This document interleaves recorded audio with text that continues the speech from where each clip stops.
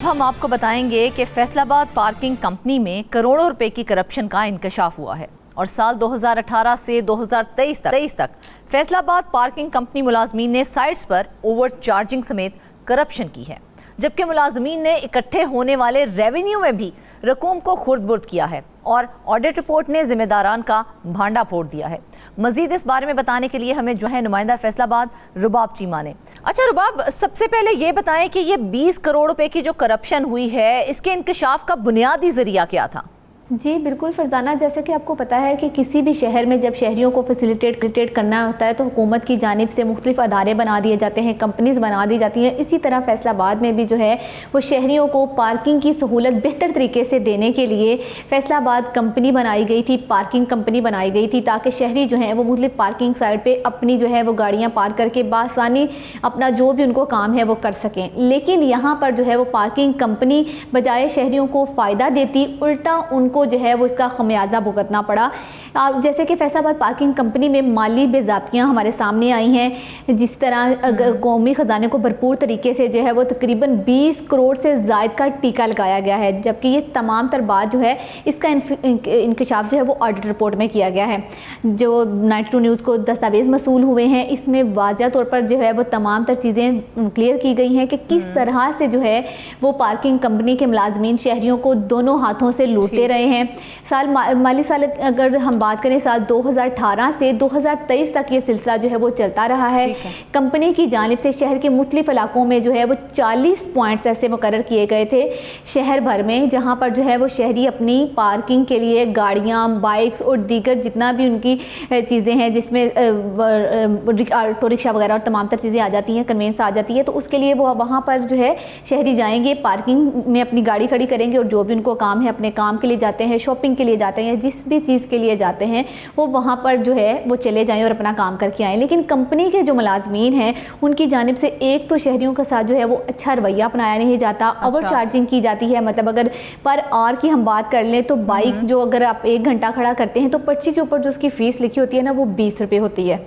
अच्छा, जबकि अगर 1 घंटे से 2 घंटे हो जाते हैं तो उनकी जानिब से कहा जाता है कि ये जो फीस है वो डबल कर दी जाएगी। अब अगर कोई शहरी बाजार गया है, उसे कोई शॉपिंग करनी है, जाहिर बात है वहाँ टाइम लगता ही है, तो 2-3 घंटे लगते हैं, तो वो आते ही उनसे 100-200 रुपीज़ चार्ज कर लेते हैं।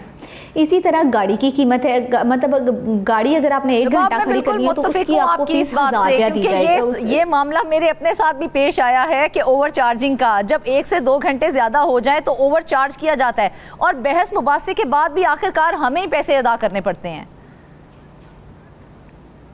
बिल्कुल इसी तरह तो शहरियों की जानिब से जो है पाकिस्तान सिटीज़न पोर्टल जो है वहाँ पर शिकायत दर्ज की गई इनके खिलाफ, पार्किंग कंपनी के अमले के ख़िलाफ़। जब ये शिकायत एक हद से तजावज़ कर गई, शहरियों की जानिब से अंबार लगा दिए गए, तो वो फिर चीज़ जो है वो कमेटी में डिस्कस की गई।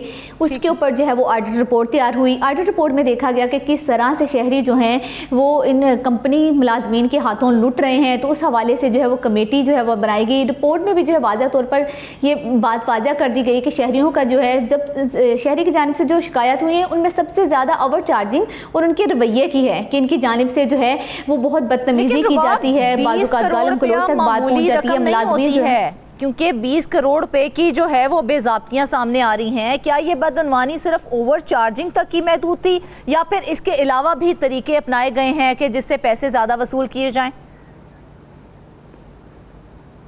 जी बिल्कुल, मैं इसी तरफ आ रही हूँ फरजाना। ये जो ओवर तमाम तर 20 करोड़ रुपया है, एक तो मैं आपको बताती चलूँ कि ये साल 2018 से शुरू होकर 23 तक की बात है। इस पूरे सिनेरियो में 20 करोड़ से ज़ायद रुपीस जो है वो शहरियों से बटोरे गए हैं। जबकि अगर हम इसकी शुरू से बात करते हैं तो साल 2018 से 19 के दौरान जो है वो 38 पार्किंग साइट्स ऐसी थी जहाँ पर 3 करोड़ 92 लाख रुपए जो है वो शहरियों से एक्स्ट्रा चार्ज किए गए। इसके बाद साल 2019 और 20 की तरफ अगर हम आ जाते हैं तो 36 साइट पर जो है वो 3 करोड़ 75 लाख रुपए शहरियों से बटोरे गए। इसी तरह साल 2020 और 21 के दौरान जो है वो 39 साइट के ऊपर जो है वो 4 करोड़ पे शहरियों से लिए गए। जबकि अगर हम बात करें साल 2022-23 की तो इस दौरान पर करप्शन की गई है, ये रिपोर्ट सामने आई है इस रिपोर्ट के मुताबिक, और ये करप्शन किस तरीके से की गई है? टोटल जो साइट्स हैं ये 40 साइट्स हैं। 40 ایسے ایریاز ہیں جہاں پر پارکنگ کمپنی کی جانب سے جو ہے وہ پارکنگ سٹینڈ کام کیے گئے ہیں. وہاں پر سرکاری ملازمین ہیں جس کا ضلعی انتظامیہ کو بھی جواب دینا ہوتا ہے, پارکنگ کے اپنے افسران جو ہیں ان کو جواب دینا ہوتا ہے. لیکن یہ 40 سائٹس ایسی ہیں جہاں پر ٹوٹل 20 کروڑ سے زائد پیسے جو ہیں وہ عوام سے بٹورے گئے ہیں, اور بجائے کہ یہ قومی خزانے میں چلو چلے جاتے, اگر مطلب اوور چارجنگ کی ہے یا کچھ بھی کیا ہے تو بجائے وہ قومی خزانے میں جمع کرواتے, ایسا بھی کچھ نہیں ہوا. یہ تمام تر جو پیسے ہیں یہ ملازمین کی اپنی پاکٹ میں گئے ہیں. یہ جتنے بھی ملازمین تھے ان کی جانب سے خرد برد کی گئی ہے. یہ تمام پیسے جو ہیں ان سے اپنی جیبیں بھری گئی ہیں. ریونیو اکٹھا کرنے میں پہلے ہی پرابلمز آتی ہیں, اور جو ریونیو اکٹھا ہوتا ہے وہ بھی یہ لوگ اپنی جیبوں میں ڈال لیں گے تو ادارے کس طرح سے چلیں گے؟ بالکل اسی بات پہ تو یہ جو ہے وہ بھی رپورٹ بھی تیار ہوئی ہے. رپورٹ میں بتایا گیا ہے کہ پارکنگ کے جو افسران ہیں ان کی گرفت کمزور ہونے کی وجہ سے ہی اتنا جو شہریوں کو بھی نقصان اٹھانا پڑا, قومی خزانے کو بھی جو ہے وہ ٹیکا لگایا گیا. تو یہ تمام تر جو چیزیں ہیں اس کی سب سے پہلے تو اگر دیکھیں ہمارے اداروں میں گرفت کی جو ہے وہ کمی ہے.